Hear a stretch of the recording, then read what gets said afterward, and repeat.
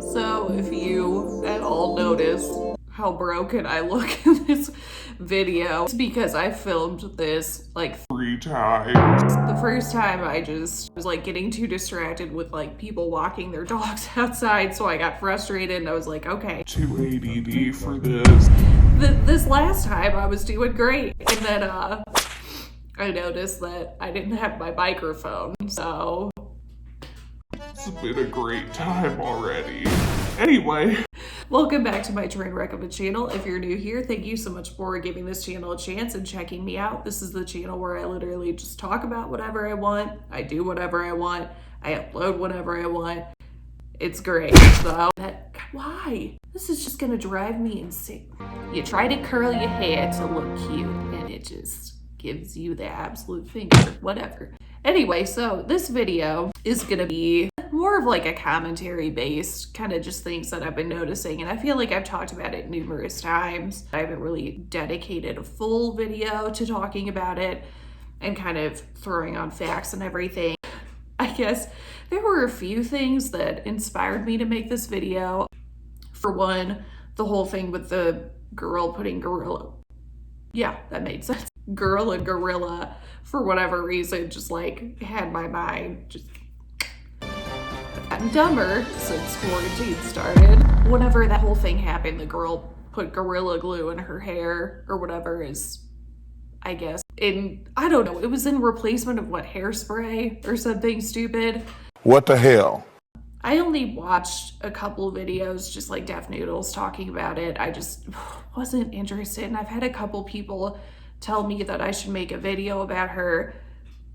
I can't dedicate a full video. I just don't care. Like, I know that everybody lost their minds and thought it was so funny and everything and so weird, but to me, I think I've like gotten to that point where, and I could be wrong, but I don't think that girl is that stupid to have done that. I think that she just hear me out, okay? I think that in her mind she saw the Gorilla Glue and she was like, this would be a perfect opportunity to get more views or whatever. I don't think that she thought that it was going to be that difficult to remove, but I think that in her mind she was like, what can I do to go viral? Again, I could be wrong. I'm not her. I'm not in her mind.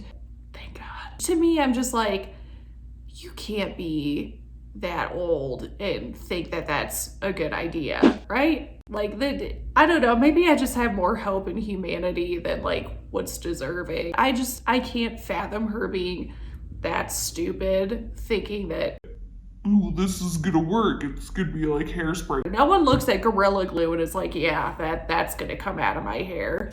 I don't know, maybe I have too much hope in humanity, but everybody was just losing their minds over it. And to me, like, I was just watching it just like fake. You know, like I mean, obviously she put it in her hair, you know, but like the premise behind it just seemed fake to me. Like, it's just not interesting. I don't like feeding into behavior where people are blatantly just trying to get clout from doing something insane. Like, I've had people, you know, whenever I talk about trying to grow my channel or grow my TikTok, they're like, oh, do something viral, like do something crazy. And I just don't want to do it because it's not authentic to me. You know, I'd rather get views for being entertaining, and if that never happens, that's fine. I would rather keep my integrity. I just don't have respect for people who do, you know, like the whole, when people were licking ice cream and crap, it just is annoying to me. Like, I don't, you know, like, I just don't think that feeding in it behavior like that is just the choice. I mean, again, I can't tell you what to do if that's what you like watching. I mean, okay, more power to you, just not my thing. I'd rather genuinely watch somebody because I think they're funny. And then kind of like moving on, I was watching Smokey Low. This was the other thing that inspired me to make this video. She had some good points in her video about Patrick Star.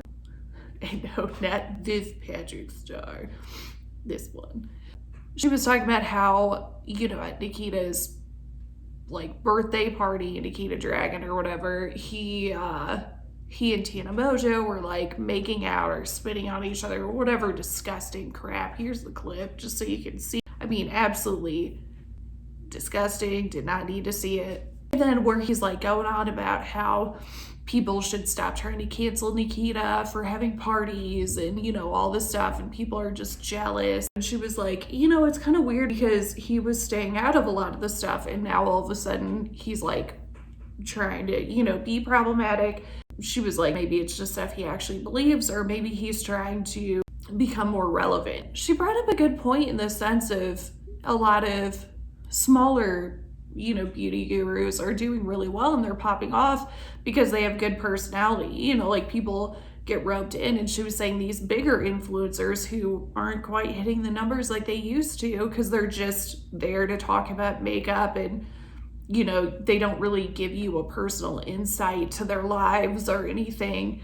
She was saying, you know, maybe they should look at these smaller ones because you get that connection with that person. People like Patrick Star don't really have, and like same, I just haven't really ever gotten into watching his videos, and nothing against him. Like I don't know. I think I was already just kind of thrown off by the whole Rare Beauty thing when he was comparing Rare Beauty to his line or whatever, and just kind of dogging it and everything. And I don't know, that rubbed me the wrong way. But it's just, and even in videos that he's done, it's just like Smokey Glow said, like he doesn't really show himself much. I feel like he just is kind of there to like talk about products, which is fine, you know, but I feel like you need to have that tie to your audience. I mean, look at these bigger YouTubers that really popped off. Like people still are upset about Jenna Marbles leaving because you felt like you were sitting down and watching a friend. And then like Tana, we're gonna get right into Tana. I feel like it's sad because I actually think she's a little different on the tier that I'm going for. I feel like she's actually entertaining, so I feel like that's why I'm extra frustrated with her for, you know, making these stupid, like the whole thing with her apology video. I feel like that was just a whole bait thing about like her apology to Nessa Barrett and then Colin Berry, but her whole thing about, you know, just like making the apology video really late and then basically looking like she was reading off of a script, and then, you know, still partying during a pandemic, and then apologizing and then partying more. And it's just like, girl. And then she'll like tweet about trying to be in scandals and everything, and it's just annoying. I'm like, girl, you're actually entertaining. You don't have to do this stuff. You have stans who are blatantly gonna be like, yeah, we love you. Like, I was a supporter of her until all this stuff, you know, came out about her racist past or whatever. Like, I don't condone people that do that. If she would have actually had a convincing kind of thing where she's learned, instead of saying, well, my best friend is black, like that. Okay, stop using Amari to be the reason that you're not racist. You know, like, it's just, I don't know. I think there's still a part of me that has faith in her to turn around, but it's just right now I'm like, ugh. And I think the only reason I have that faith is watching Pearl Swirl. Like, girl, if you've watched this, like, thank you for kind of changing my mentality. She says all the time, you know, like in her videos, which I respect so much, and I'm still struggling with it a little bit. There are some people that I just like, I would love to see you canceled, never come back, you know.